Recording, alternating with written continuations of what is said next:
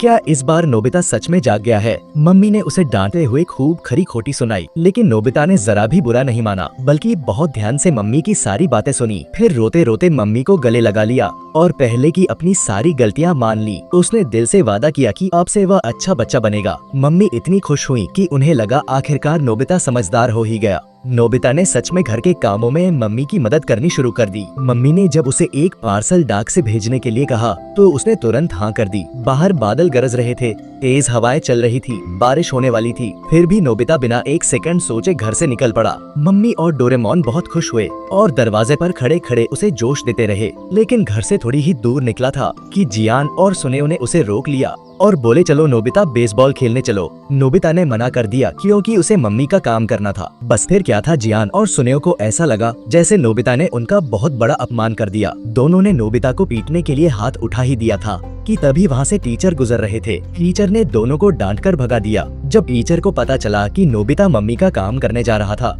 इसलिए उसने जियान सुनेओ को मना किया था, तो टीचर बहुत खुश हुए। उन्होंने नोबिता की पीठ थपथपाई और बोले, नोबिता, तुम जैसे समझदार स्टूडेंट पर मुझे बहुत गर्व है। तुम्हारा टीचर होना मेरे लिए सौभाग्य की बात है। टीचर के जाने के बाद नोबिता फिर चल पड़ा। रास्ते में उसकी मुलाकात शिजुका से हुई। शिजुका ने जब सुना कि नोबिता अकेले इतनी दूर मम्मी का पार्सल पहुंचाने जा रहा है तो उसकी आंखों में आंसू आ गए। वह बोली, नोबिता, तुम सच में बहुत अच्छे हो गए हो। नोबिता ने हिम्मत करके शिजुका से अपना प्यार भी कबूल कर दिया। शिजुका ने पीछे से आकर उसे जोर से गले लगा लिया और बोली, नोबिता, अलविदा, वादा करो कि तुम जरूर सुरक्षित लौट कर आओगे। थोड़ा आगे बढ़ा ही था कि एक चौराहे पर नोबिता रास्ता भटक गया। तभी एक बहुत दयालु दिखने वाले बूढ़े दादाजी मिले। दादाजी ने बहुत प्यार से पूरा रास्ता समझाया। नोबिता ने भी बहुत ध्यान से सुना, लेकिन जैसे ही आगे बढ़ा सब भूल गया। दादाजी ने मुस्कुराते हुए कहा, भगवान तुम्हारी रक्षा करे बेटा, सुरक्षित पहुंच जाना। नोबिता बोला, धन्यवाद दादाजी, पर अगला ही मोड़ लेते ही वह फिर भटक गया और तभी सामने एक बहुत बड़ा और डरावना कुत्ता भौंकता हुआ दौड़ा।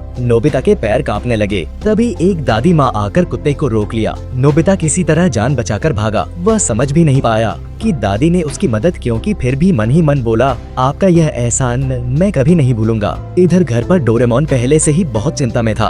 अचानक ढेर सारी कौवों का झुंड उड़ता हुआ गुजरा और टेबल पर रखे फूल अचानक मुरझा गए। डोरेमोन डर के मारे जमीन पर बैठ गया, लेकिन सौभाग्य से नोबिता खतरे में नहीं था। वह आखिरकार उस जगह पहुंच ही गया। बस आखिरी कदम पर दरवाजे के सामने पानी के गड्ढे में गिर पड़ा। उसका सारा हौसला टूटने लगा। वह सोचने लगा कि अब उठूं भी या नहीं। तभी उसे एक एक कर उन सबकी बातें याद आई। मम्मी, डोरेमोन, टीचर, शिजुका, दादाजी, दादी, सबने जो हौसला दिया था, बस उसी याद से उसने आखिरी हिम्मत जुटाई और उठ खड़ा हुआ। आखिरकार उसने पार्सल फूल टीचर के घर सफलतापूर्वक पहुंचा दिया। खुशी खुशी घर लौट रहा था कि रास्ते में फिर जियान और सुनेओ ने रोक लिया। तभी शिजुका भी वहां आ गई और सब बता दिया। यह सुनकर जियान और सुनेओ को बहुत शर्मिंदगी हुई। दोनों रोने लगे और नोबिता से माफी मांगने लगे, पर नोबिता ने बड़े दिल से कहा, कोई बात नहीं, मैं तो रोज ही पीटा जाता हूँ, आदत हो गई है। इधर घर पर मम्मी और डोरेमोन बेचैन होकर इंतजार कर रहे थे। शाम ढलते ढलते दूर से नोबिता की शक्ल दिखी। दोनों दौड़कर गए और उसे गले लगा लिया।